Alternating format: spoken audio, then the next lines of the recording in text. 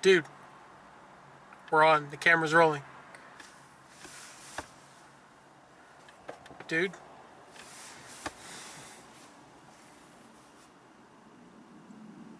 I think he's actually dead.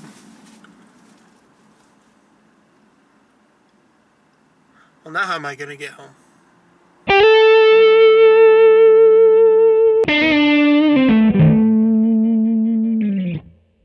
Well, now I've got the cool hat. Oh, God. I thought you were dead. I think I was. I just... I felt like someone was stealing my... Give me my hat back! Start the show. Hello, everybody. I'm DJ. I'm Kelly. And we just got out of the Magnificent Seven. And it should be noted that when there's 7 of them, they're magnificent. When there's hate, they're hateful. Yeah. Very hateful. Yes, I'm totally the first one to make that joke. Go ahead, point it out. Yeah. I'm pretty sure that's the only reason Samuel L. Jackson wasn't in this movie. No, they got Denzel Washington.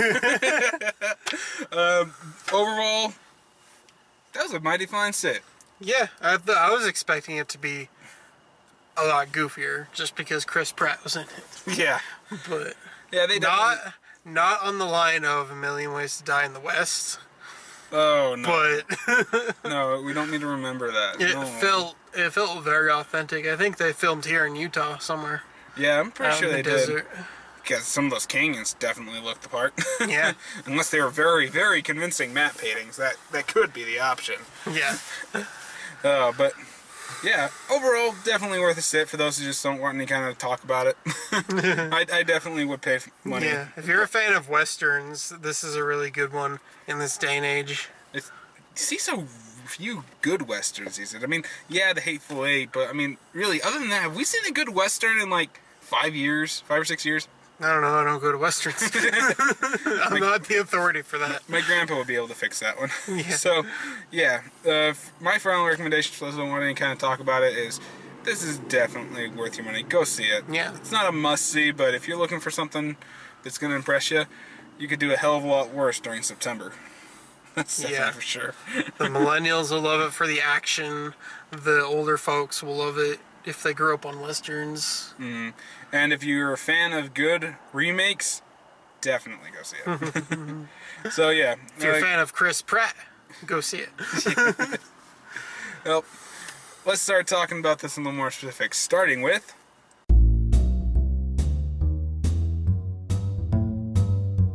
So, the good of this movie. I think that basically everyone acted their part perfectly. Oh, yeah. The music definitely scored it. They had a pretty cool theme with some trumpet hits and a march.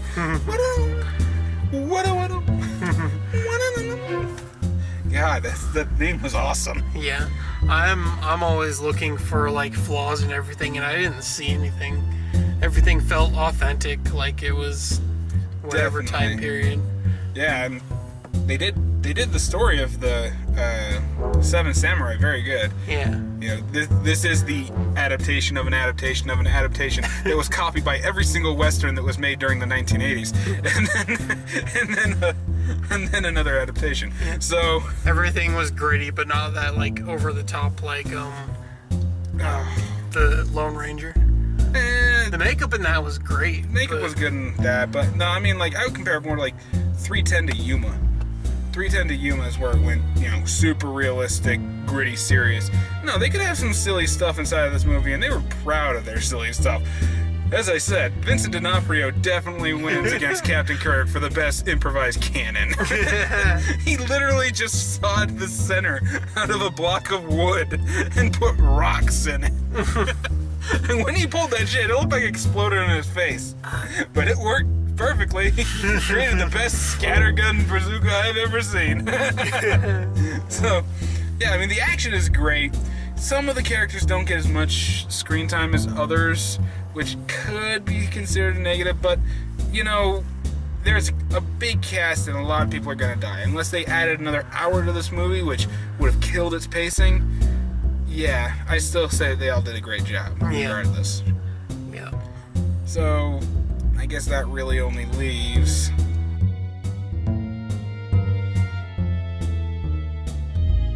Yeah, you mentioned that a lot of characters didn't get enough screen time. I remember there was a point where I thought like the girl was almost completely wasted and only came in like near the end. Yeah. She said she was gonna fight for her town and avenge her husband. Oh, and then she just kind of disappeared for a bit. Yeah, it was kind of weird because she said that she was going to take the position at the steeple because she was the best shot. But then when we see her in all the subsequent shots, she's actually shooting on the ridge of the saloon. Did we miss a scene? It's a little weird. Yeah. And yeah, as I said, this is kind of a predictable movie. It's fun, but let's be honest, they've made this movie a lot of times. Hell, they even turned it into a 24-episode anime that was really bad with samurai, steampunk, cyborgs, and giant mechs, like Gundam mechs.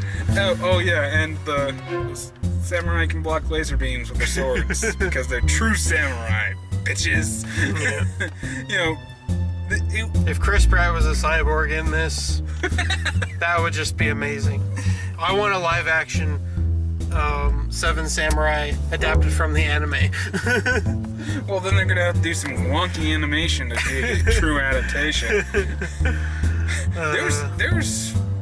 There really wasn't any much CGI in this movie either.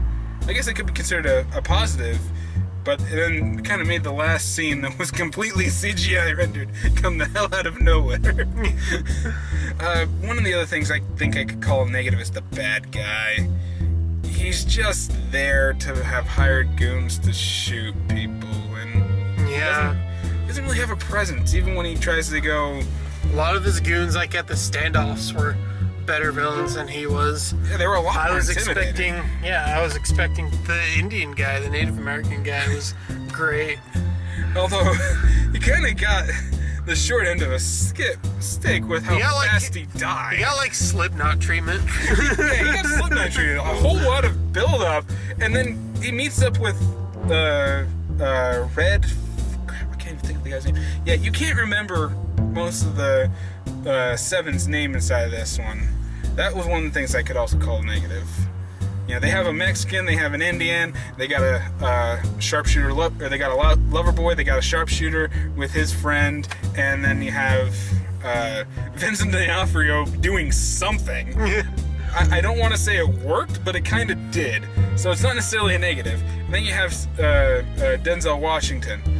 You know, the only people that you're ever going to remember are the three people that really focus on, which are Chris Pratt, Denzel Washington, and the girl that hired them.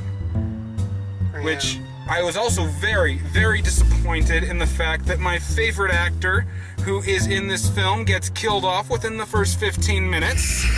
Matt Bomer deserves much better treatment. He should have survived that shootout to get his revenge. But, whatever. You know, there's a lot of negatives to this movie, but really, overall,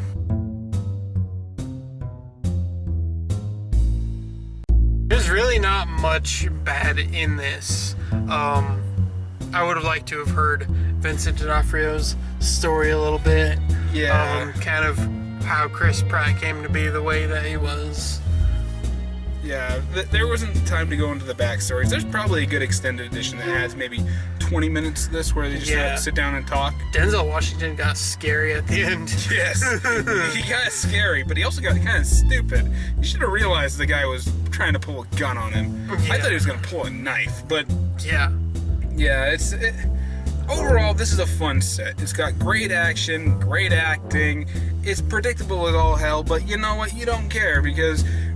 it's September, and the best that we've got is the Disappointments Room, and God knows all the other schlock-less horror things we got to look forward to. Those are the best. That's depressing. So, yeah, my final verdict from this, as I said, is go see it. It's worth spending full price admission to see. It's not a must-see, but it's definitely worth your time. Yeah. Man, what are we gonna do now? I mean, I got the vest out and everything. I don't have a 6-shooter. I need to get a 6-shooter, an actual Colt Peacemaker. You get arrested on the spot. My grandpa has 3 of them. And they are amazing fun to shoot. Granted, they can't hit the broadside of a fucking barn half the time, unless you really know what you're doing. But I can honestly say that I got a good not 50 yards, more like 100 feet with a can sitting on a stick. Although that is one of the things that I should probably say, that the gunplay inside of this movie was pretty good. Yeah. That's something just said. Gunplay was really good. Yeah. So yeah, I think that's it for me. You got anything else? That's it. I'll probably get it for my dad for Christmas. Hell yeah. Hopefully it's actually out by Christmas. I mean, it is a September release, so it's a good chance there is, but Yeah. I would definitely like to buy it. If it comes out by March, I'll probably get it for his birthday. It'll definitely be out by March. Probably. Oh, yeah. It's either going to be a 3-month wait or a 6-month wait, depending on how well it does. Yeah. I feel it can't be any worse than the shock we've got. Can't be any worse than Mechanic Resurrection. So, yeah. That's it for us. Be sure to subscribe, like, share the video. I don't know how many more car ones we're going to do. We're going to try to make sure that we're in other places to do it, just for better sound quality at the very least. Yeah. Be sure to follow us on Twitch, Facebook, and Twitter. And yeah, that's it for me, so see you all Next time.